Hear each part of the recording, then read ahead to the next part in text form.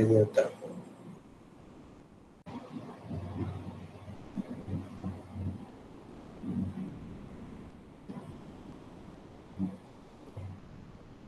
Está aparecendo aí para vocês? Apareceu? Apareceu. Beleza, então. Vamos lá. A gente está falando dos tigres asiáticos, né? E o Japão, deixa eu voltar aqui para quem não viu. Ixi.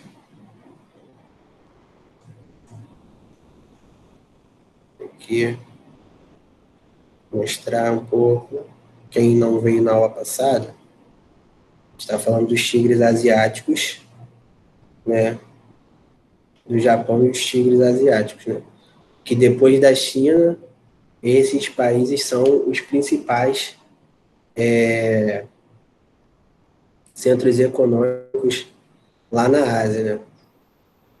Então, o que acontece? A China é a segunda maior economia do mundo, né? Em 2026, vai passar os Estados Unidos e vai se tornar a maior economia do mundo. O Japão é a terceira maior economia do mundo, né? Então, a gente tem dois países asiáticos entre as maiores economias do mundo, né? E o que acontece? Devido, né, à mão de obra muito barata e o desenvolvimento da tecnologia e os impostos muito baixos lá na Ásia, eles conseguem se desenvolver, né? Então, o índice de analfabetismo lá é praticamente zero, a expectativa de vida, né, vai em torno de 70, 80 anos, então as pessoas vivem muito lá, então com isso trabalham mais também. Então tem a educação lá de qualidade, praticamente todas as pessoas, né, têm acesso à educação, à saúde também, então elas se desenvolvem muito mais e por isso estão entre as três maiores economias do mundo, né? China, Japão e alguns outros países que a gente vai falar sobre os tigres asiáticos. Então vamos lá.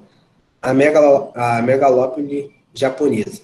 Centro de pesquisa e de produção de alta tecnologia ligados à educação universitária, às instituições de ensino e a empresas especializadas em tecnologias de ponta estão geralmente instalados em metrópoles e megalópolis.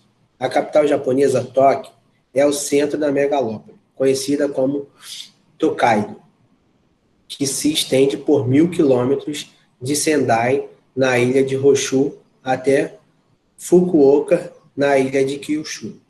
Né? A gente vai ver aqui na figura 3. Nela se concentram aproximadamente 60% da população do país. As grandes cidades da megalópole de Toikado são Osaka, Kyoto, Nagoya, Kobe e Hiroshima, né? Hiroshima, onde foi lançada a bomba na Segunda Guerra Mundial. Então a gente está vendo aqui o mapa, deixa eu dar uma diminuída aqui, para vocês conseguirem ver. Verde total.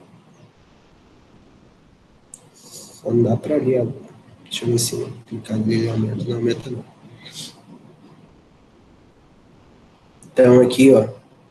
Deixa eu aumentar aqui que eu não estou enxergando. Vamos para mim agora. Deixa eu ver aqui.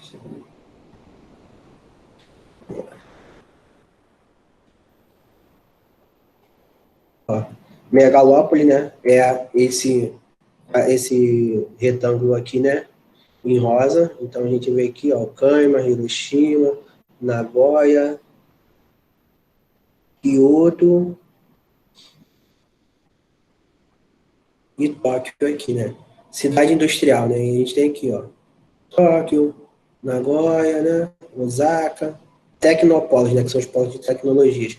São todos esses verdes aqui, os polos industriais, as cidades industriais são os laranjas. Cidade científica é o pontinho vermelho aqui.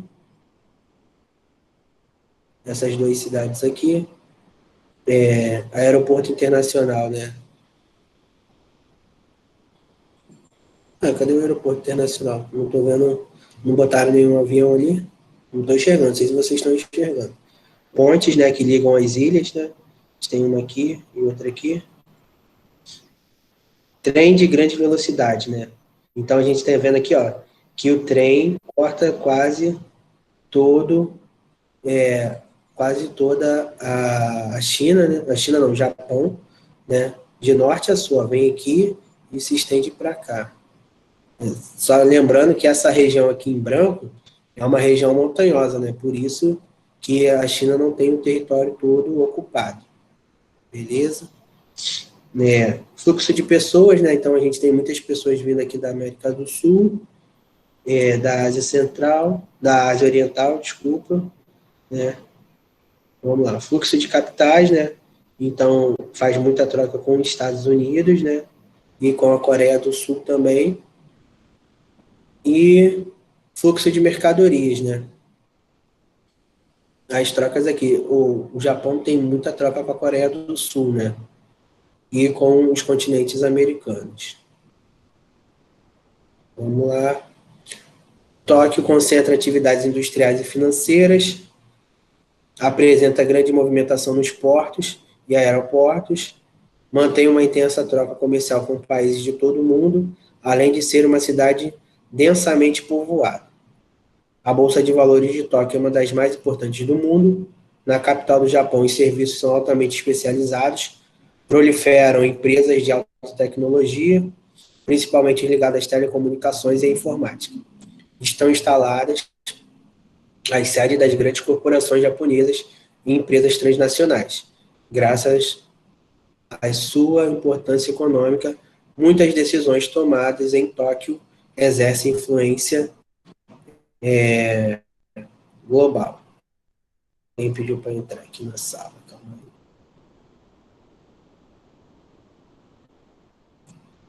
aí. E agora, como é que eu faço para voltar aqui? Deixa eu ver quem pediu para entrar. Pablo pediu para entrar. Foi. Então vamos lá, voltando à nossa apresentação. Aqui. Beleza. Então a gente vê aí, ó, como que Tóquio, né, tem bastante construção, né, bastante urbanizado. E aí a gente vê aqui ao fundo as regiões montanhosas. Próxima página. Vamos lá, agricultura. O Japão importa a maior parte dos alimentos que consome, em exceção o arroz, né, principalmente principal produto cultivado no país, segundo pela fruticultura, apenas seguido pela fruticultura, né, plantação de frutas, né. Apenas 12% do território japonês é apropriado para a agricultura e para aumentar a produtividade, a tecnologia tem sido cada vez mais empregada aí no setor, né, de agricultura. Então a gente vai ver aqui na figura 15 o uso das estufas, opa, passei batido, o uso das estufas, né, para a produção de alimentos, né?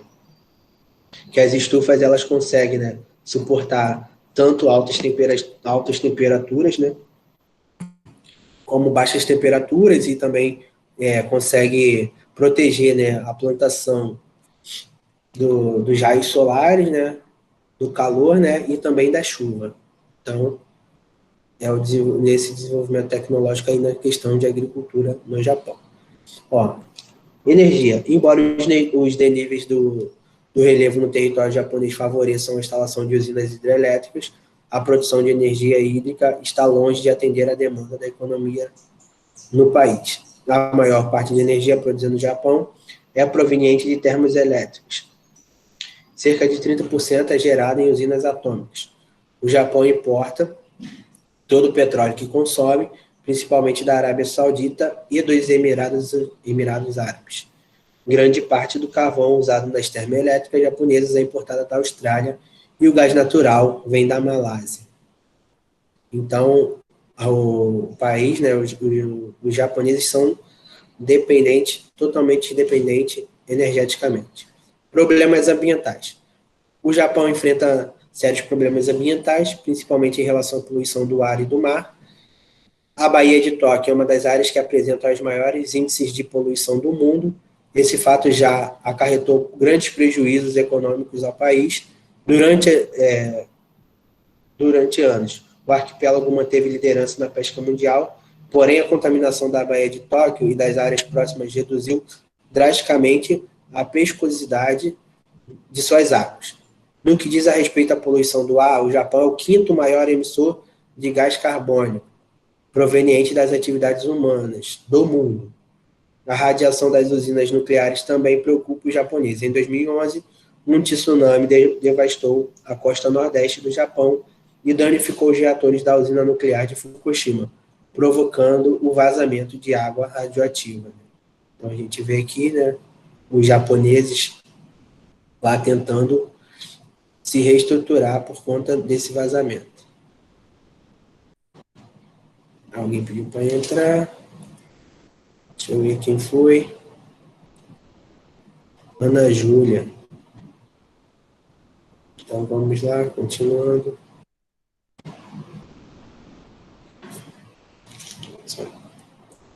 Então vamos lá. Japão, indústria, tecnologia e lixo eletrônico. Apresenta as principais características da indústria de alta tecnologia no Japão e aborda as consequências ambientais do descarte e do acúmulo do lixo eletrônico. Vou passar o vídeo para vocês. Você vai.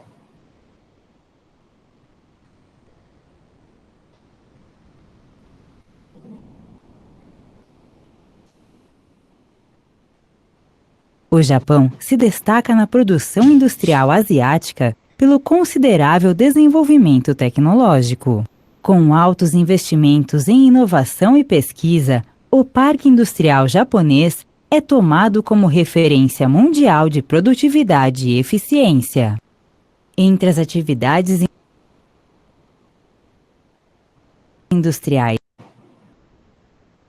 exercidas no arquipélago, destaca-se a produção de eletroeletrônicos, exportados para diversos países, inclusive o Brasil. Esse setor emprega tecnologia de ponta em produtos como equipamentos de informática e telecomunicações, que trazem grande parte das novidades tecnológicas. Desde a segunda metade do século XX, o toyotismo, modelo de produção desenvolvido no Japão, é aplicado em indústrias do país.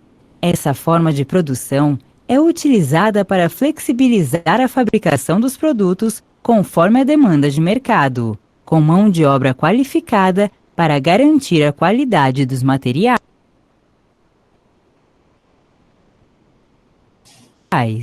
Assim, é possível acompanhar a rapidez do avanço tecnológico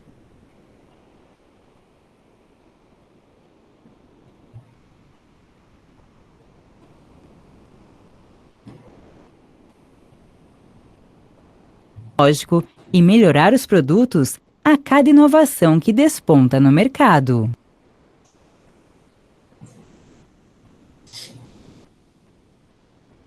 Com os novos lançamentos e diferentes gadgets, há um estímulo nos consumidores de adquirirem um produto mais recente. Com esse ciclo de consumo, muitos aparelhos eletrônicos que ficaram obsoletos em curto período de tempo, ainda que estejam funcionando bem, são descartados com frequência. O resíduo desses equipamentos que são jogados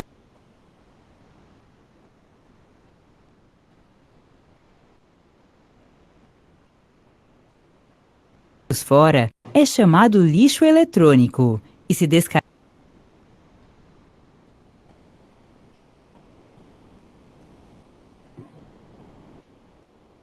de forma inadequada, apresenta graves riscos ao meio ambiente.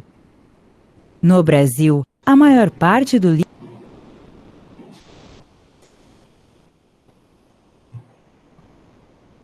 lixo eletrônico acaba em aterros sanitários, que não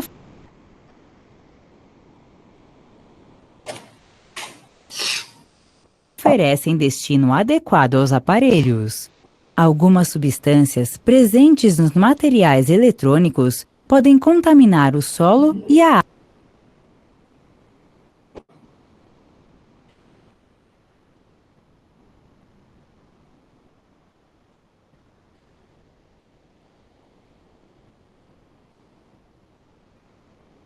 Em aterros sanitários, que não oferecem destino adequado aos aparelhos.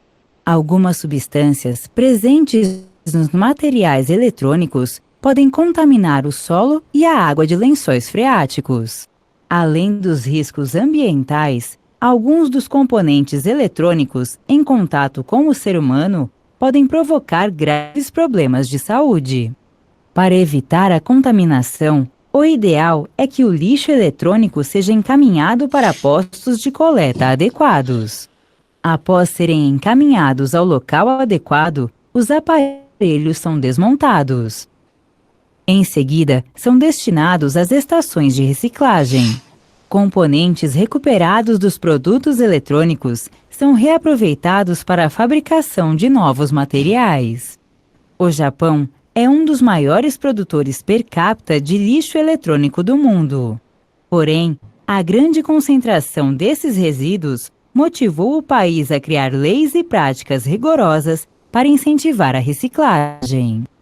O reaproveitamento dos materiais se tornou importante para a cadeia produtiva da indústria eletroeletrônica japonesa. No Brasil, empresas e institutos tomaram a iniciativa de criar campanhas de conscientização para o descarte adequado de lixo eletrônico, buscando promover o consumo sustentável de aparelhos e minimizar os impactos ambientais da deposição inadequada desses objetos.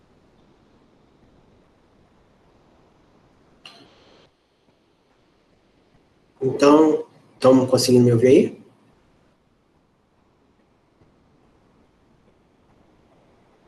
Todos estão conseguindo me ouvir? Alguém Sim. pode responder? Beleza. Então, vamos lá. O que acontece? O Japão ele produz, é o maior produtor de lixo eletrônico, né? E a importância, né, de se reaproveitar, né, esses materiais. Muitas empresas no Brasil têm buscado isso, né? Fazer esse reaproveitamento desses materiais, né? E ganhar alguma forma de dinheiro, né?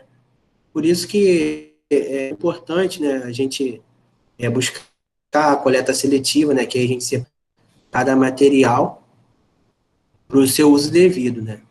Então, vamos avançar aqui, agora a gente vai falar mais especificamente dos tigres asiáticos, né. Ó, o que os tigres asiáticos têm em comum? Ó, há um grupo de economias asiáticas que, a partir da década de 70, vivenciaram um acelerado processo de industrialização, resultante de investimentos externos. Hong Kong, Coreia do Sul, Singapura e Taiwan se desenvolveram como plataformas de exportação. Empresas estrangeiras produzem nesses territórios mercadorias industrializadas a preços muito baixos, muito mais baixos, voltadas para exportação.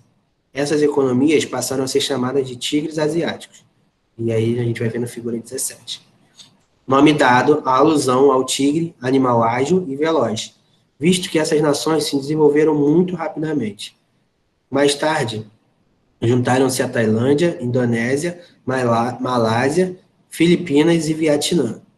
Foram os últimos a participar desse processo. Os tigres asiáticos se destacam por produzir e exportar em larga escala bens de consumo para a América do Norte, a Europa e o restante da Ásia. Então, esses aqui são os tigres asiáticos, né? Coreia do Sul, Taiwan, Hong Kong. Hong Kong faz parte da China, né? E aí tem aquela briga lá, né? Para incorporação. Aí, eu acho que é em 2047 que vai ter, né? Aquele censo lá, se vai ser reincorporado ou não. É uma região administrativa, né? Vietnã, Tailândia, Filipinas, Malásia, Singapura e Indonésia. Vamos lá. Primeiros tigres asiáticos. Os primeiros a integrar o grupo dos tigres asiáticos foram Hong Kong, Coreia do Sul, Singapura e Taiwan, com o resultado de investimento de capital japonês no setor industrial. O Japão, assim, estendia a sua influência regional. A expansão capitalista continha uma possível expansão comunista. Nesse processo, os Estados Unidos eram aliados do Japão. O interesse do Japão nesses países era expandir sua produção industrial e reduzir seu custo de produção com emprego e mão de obra barata. Desse modo, empresas japonesas transferiam seus estabelecimentos para esses locais ou lá investiam na implementação de unidades fabris. Esses novos centros industriais recebiam tecnologia japonesa para a fabricação de componentes ou de produtos eletrônicos mais baratos. Os bens produzidos eram voltados basicamente para exportação.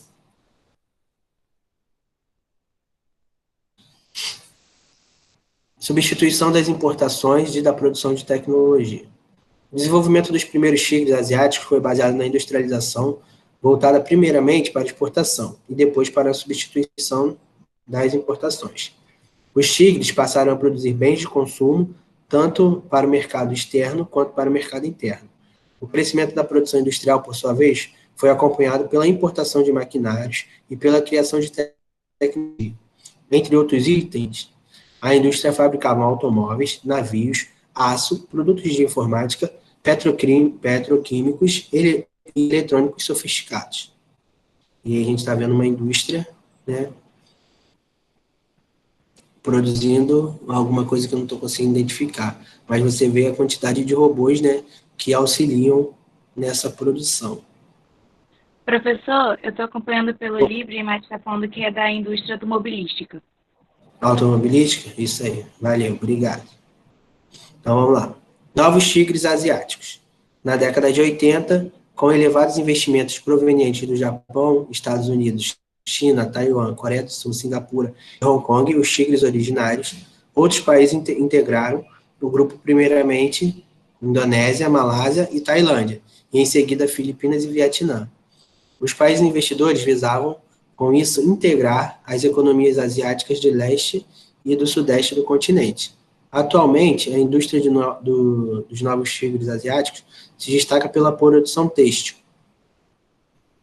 de componentes de telecomunicação e informática e eletrônicos, poucos sofisticados. Alguém sabe o que significa produção têxtil? Tecido. Tecido, roupa, pano, essas coisas, né? E com o uso de tecnologia importada. Os aumentos das exportações e o crescimento econômico desses países têm sido considerados. Calma aí que alguém pediu para entrar, alguém atrasado. Ó. Pediu para entrar na aula errada. Pediram para entrar na aula de literatura, o pessoal do primeiro ano. Deixa eu ver se entrou aqui. Se entrou aqui, eu vou derrubar. Não entrou não. Cancelou o pedido. Deve ter apertado errado.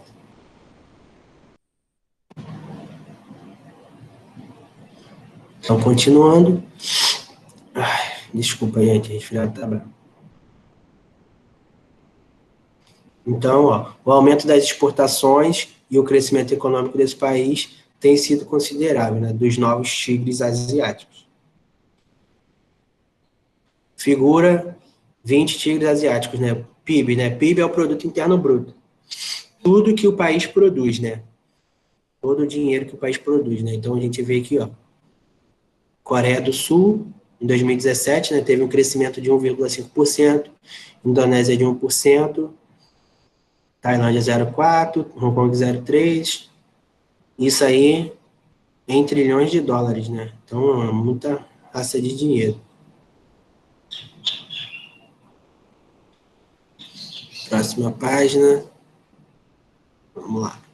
Os tigres asiáticos hoje. A implantação de indústrias transnacionais nos países dos tigres asiáticos ocasionou um intenso crescimento econômico. Os países dos novos tigres, porém, mantiveram sua condição de plataforma de exportação, não produzindo tecnologia própria. Então, os primeiros tigres, né, eles já tiveram uma autonomia, né, já se tornaram independentes, né, e E os novos não, os novos eles ficaram ainda como um país de exportação, né? Não produzindo tecnologia própria. Mesmo assim, nas últimas décadas, o Índice de Desenvolvimento Social indica ter ocorrido uma melhora nas condições de vida da população de todos os tigres. Na atualidade, o comércio dos tigres asiáticos se dá principalmente entre os próprios tigres, China e Japão, seguidos pelos Estados Unidos e pela União Europeia. A China, assim como o Japão, despontou como importante potência industrial e agregadora das economias dos tigres, aumentando sua área de influência no leste e no sudeste da Ásia. Conheça a seguir algumas características de cada tigre asiático. Em razão das suas peculiaridades, a Coreia do Sul será tratada no próximo tema. Hong Kong voltou a ser incorporada à China em 1997. A forte economia capitalista da região autônoma especial permaneceu intacta. Conforme o acordo assinado com os chineses, Hong Kong tem um dos portos mais movimentados do mundo. Taiwan apresenta economia dinâmica, mas seu status político é limitado em virtude da comunidade internacional não reconhecer esse país oficialmente. As baixas taxas de natalidade e fecundidade, somadas à alta expectativa de vida, dificultam a reposição de mão de obra no país. Tailândia conta com boa infraestrutura e políticas que favorecem a instalação de empresas transnacionais. O país obteve um crescimento econômico robusto com as exportações de eletrônicos, produtos agrícolas, automóveis e autopeças. O turismo é um importante setor da economia tailandesa. Indonésia é um território insular com mais de 17.500 ilhas, habitado por mais de 300 grupos étnicos que falam diversos idiomas. A Indonésia é o maior produtor de óleo de palma do mundo, 48,5% da produção global. O país destaca-se também na produção de borracha e tem um subsolo rico em petróleo, gás, minério e carvão, o que torna menos dependente da exportação de manufatura. A Indonésia é um país que mais desmata a floresta tropical do mundo. Malásia é um país que ainda depende muito de outras exportações de petróleo e de gás, que corresponde a 35% do seu PIB. Outros itens importantes da sua pauta de exportações são os produtos eletrônicos. O óleo de palma, a segunda maior produtora, com 35,6% da produção mundial. E a borracha. A China é seu principal parceiro comercial. E aqui está mostrando, né, os índices de desenvolvimento humano. Em verde está em 1990 e laranja em 2016. Né? Então, em 20 anos, o índice de desenvolvimento, o IDH, né, que soma várias coisas, né, saúde, educação, tudo mais, renda por pessoa. Então, você vê aí que todos tiveram crescimento, né? Todos os países que fazem dos tigres asiáticos tiveram crescimento. O único que teve um crescimento menor, né, foi as Filipinas. Singapura beneficiou-se do apoio dos Estados Unidos e o governo do país investiu maciçamente em educação e pesquisa, levando à formação local de mão de obra altamente qualificada. Por essa razão, a média salarial em Singapura é uma das mais altas da Ásia. E hoje em dia... Desculpa. Vou beber uma água aqui para melhorar um pouco. Hoje em dia, a renda per capita do país se iguala à dos países desenvolvidos. Singapura situa-se na rota marítima mais movimentada do planeta, por onde circula 40% do tráfego marítimo mundial. Aí uma fotinha aí do porto de Singapura, vários contêineres aí de importação e exportação. Vamos lá. Filipinas é uma economia que vem resistindo melhor do que seus pares regionais às crises econômicas e financeiras globais, por apresentar um parque industrial desenvolvido e menor dependência das exportações, em virtude do consumo interno. O país, porém, enfrenta graves problemas sociais, como a precariedade habitacional, as Filipinas também possuem problemas ambientais. O desmatamento ilegal é responsável pela derrubada de grandes áreas de mata, e hoje restam apenas 20% de sua cobertura vegetal nativa. Vietnã é um país que oferece aos trabalhadores salários inferiores aos que recebem os chineses. Desculpa. O que leva muitas empresas estrangeiras a utilizar sua mão de obra para continuar competitivas no mercado mundial. Porque quando você você paga um salário baixo, né? Você cai o preço do produto, né? E aí você consegue maior competitividade no mercado internacional. Deixa eu só ver um negócio aqui rapidinho. Já volto aqui falar com você.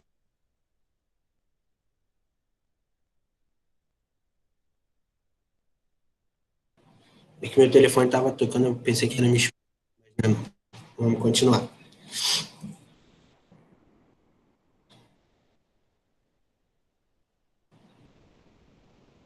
Ó, é um país de população jovem, qualificada, tendo em vista os altos investimentos do país em educação. Desculpa. O Vietnã é um dos países da região com maior crescimento econômico, acima dos 6%, nos últimos anos. O país reduziu a pobreza significativamente e criou postos de trabalho para mais de 1 milhão de pessoas que chegam anualmente às cidades. Então, o investimento em educação a gente vê que faz uma grande diferença. Aí agora a gente vai falar a parte da Coreia do Sul. Origem da Coreia do Sul. No leste da Ásia, a Coreia do Sul se destaca pelo intenso crescimento econômico, pela grande melhora dos seus índices sociais, durante a segunda metade do século XXI. A Coreia do Sul é fruto da Guerra Fria.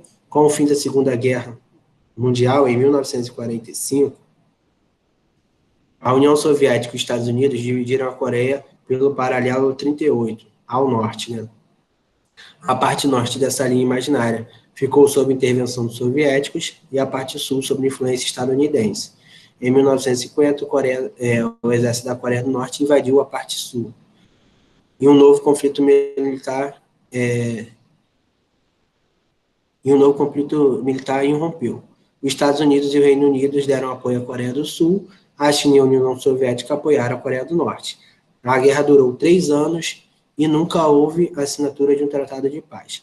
O paralelo 38, ao norte, né, que divide a península, permaneceu como limite entre a Coreia do Norte comunista e a Coreia do Sul capitalista. A industrialização sul-coreana. Na década de 60, o PIB per capita da Coreia do Sul era comparável ao dos países menos desenvolvidos do mundo. A partir dessa década, o governo estabeleceu planos de desenvolvimento econômicos orientados para o país expandir suas exportações. Com isso, nas décadas de 80 e 90, o país passou de exportador de tecidos e sapatos a exportador de produtos industrializados, muitos dos quais envolvendo o uso de tecnologias avançadas. Essa mudança nas atividades produtivas do país causou um elevado crescimento do seu PIB, né? Então, o PIB aqui em 1960, 70, foi crescendo na evolução do PIB e chegou aqui em 1,5% mais ou menos em 2016. E a outra foto aí mostrando, né, a montagem de computadores. Parece que são computadores. Não, micro-ondas, né? Acho que é micro-ondas. Trabalhadores em fábrica de eletrônicos na cidade de Changwon, Coreia do Sul. Parece que é micro-ondas. Vamos lá. As exportações hoje. A Coreia do Sul se destaca pela variedade de produtos que exporta, predominando das indústrias eletrônicas e automobilística. Os países para os quais a Coreia do Sul mais exporta são China e Estados Unidos, né? 70% de mais produtos, eletrônicos 13%, automóveis 7,4%, peças automobilísticas 3,9% e petrolíferos refinados 4,8%. Coreia do Sul e destino das exportações. Vamos lá. China, 24%, Estados Unidos, 14%, Hong Kong, 6,3%, desculpa, Vietnã, 6,3%, Hong Kong, 3,1% e demais países, 52%. Investimentos em educação. Uma das principais causas do desenvolvimento socioeconômico ocorrido na Coreia do Sul foi a melhoria da educação pública no país. Nos anos 50, grande número de crianças em idade escolar não recebia educação formal. Esse quadro foi revertido pelo governo, que passou a investir anualmente cerca de 5% do PIB do país em educação. Devido a isso, em 2015, 98% das crianças sul-coreanas terminavam o ensino fundamental.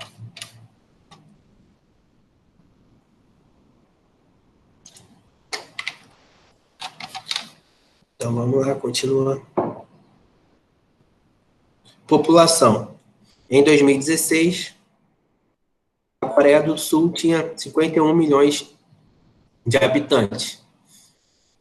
De 1960 até esse ano, a expectativa da população do país cresceu muito, de menos de 55 para mais de 80 anos. O país tem uma das taxas de fecundidade mais baixa do mundo, cerca de 1,2 filhos por mulher. Por esse motivo, o governo vem desenvolvendo políticas de incentivo à natalidade, com vantagens econômicas aos pais que tiverem o segundo filho e o terceiro filho. A condição das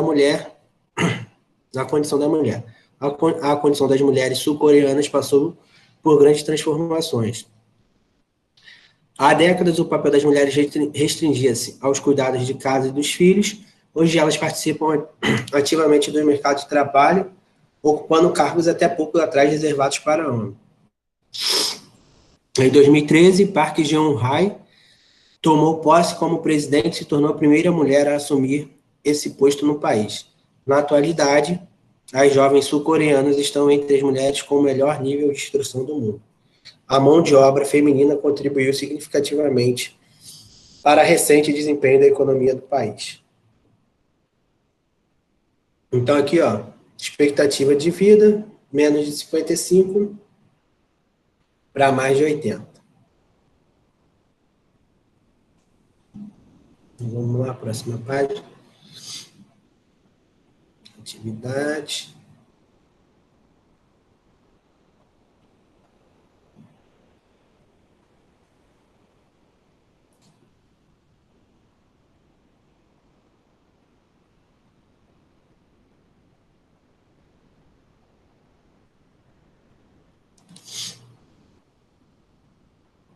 Deixa eu ver aqui quantos capítulos faltam para a gente terminar.